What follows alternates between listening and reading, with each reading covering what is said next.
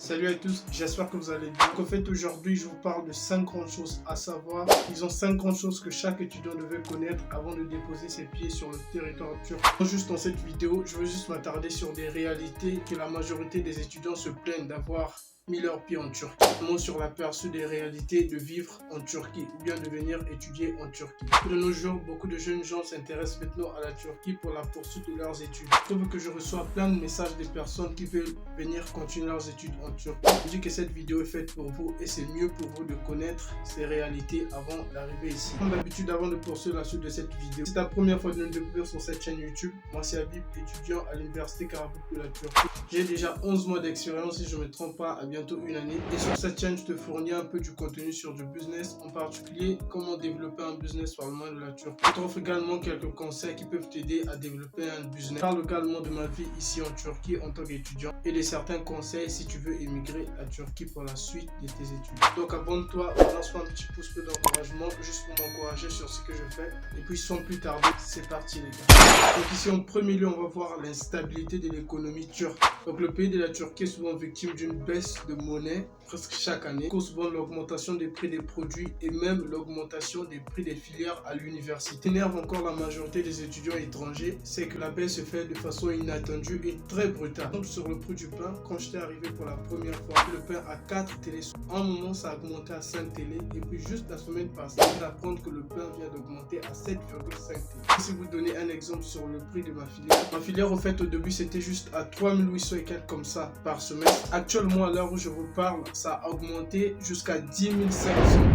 Donc voyez un peu l'inattendu si vous n'êtes pas préparé sur ce genre de choses. Quand je parle de l'alimentation et des prix des filières, je ne cite pas les prix des maisons parce qu'il y a un impact aussi sur les prix des maisons. Des maisons qui étaient à 2500 vont arriver à 4000, 3500. Des maisons qui étaient par exemple à 1000, par exemple 1500 vont arriver à 3000, des choses comme ça. Et moi si je parle des jobs étudiants, qu'à présent en Turquie, il n'y a pas une règle légale qui permet aux étudiants étrangers de travailler ou bien d'avoir un job. Cela ne signifie pas que trouver un job ici c'est quelque chose d'impossible. Trouver un job, mais ça sera plus dans le cadre occasionnel, cadre de main d'œuvre dans une usine par exemple à Istanbul pour la majorité. Le problème est que ta sécurité n'est pas totalement assurée. Tu seras responsable de ton propre accident par exemple. Dans le cas d'un accident par exemple, vu que tu n'as pas de permis de travail, tu n'as pas un papier qui te permet de travailler. Un truc quand même qui sont bien, par exemple les filles ils peuvent faire travailler dans un café, dans un restaurant, quelque chose comme ça. Non, de façon occasionnelle, ou bien tu seras obligé de changer par exemple de ville, de partir de Karabük par exemple jusqu'à Antalya, fait un truc comme ça. Les choses se font souvent seulement pendant des vacances. Pendant la rentrée, tu n'as pas le temps de gérer l'université et de trouver quelque chose que tu peux faire. Ça sont des véritables choses à connaître avant de poser vos pieds sur le territoire.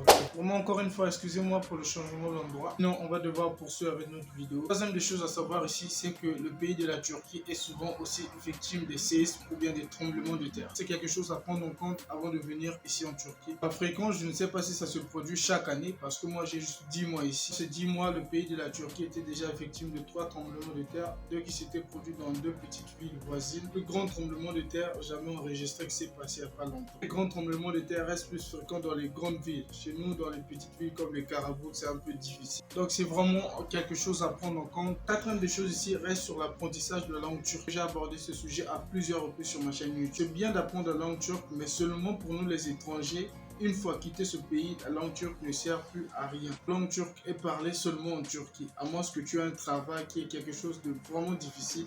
Il est vraiment difficile, voire même impossible pour un étudiant qui a fini ses études et d'avoir un travail ici. L'apprentissage de la langue turque requiert plusieurs efforts. C'est comme je l'ai toujours dit sur cette chaîne, le turc vous sera enseigné en turc. Pour voir aussi le côté avantageux des choses avant de choisir un pays. La cinquième étape, je veux tout simplement parler du racisme. Tellement depuis que j'ai atterri dans la ville de Karabük jusqu'à présent et les autres événements qui se sont passés, même pour moi un sujet qui est très peu fréquent. Certaines personnes qui confessent cela me disent que c'est peut-être aussi la situation géographique ou bien la ville. Normalement dans la ville de Karabük, je suppose qu'il y a plus d'étrangers par rapport aux Turcs eux-mêmes. D'après mes expériences, je crois que c'est un sujet qui reste d'abord à vérifier. D'abord un peu plus d'expérience pour étudier cela. Selon ma petite expérience, ça peut bien exister, mais pas vraiment. Les racistes, vous n'en trouverez presque pas ici en Turquie. Le problème reste juste sur la vigilance et l'attention et sur son objectif qu'on a atteint. Voilà, chers abonnés, nous sommes à la fin de cette vidéo. Vraiment, si la vidéo t'a aidé, t'a plu, franchement, lâche un petit pouce sur l'encouragement.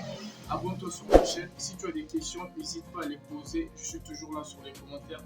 Il y a mon Instagram, mes informations. Toutes ces choses-là se trouvent en description de cette vidéo. Sur ce, je te dis ciao, merci.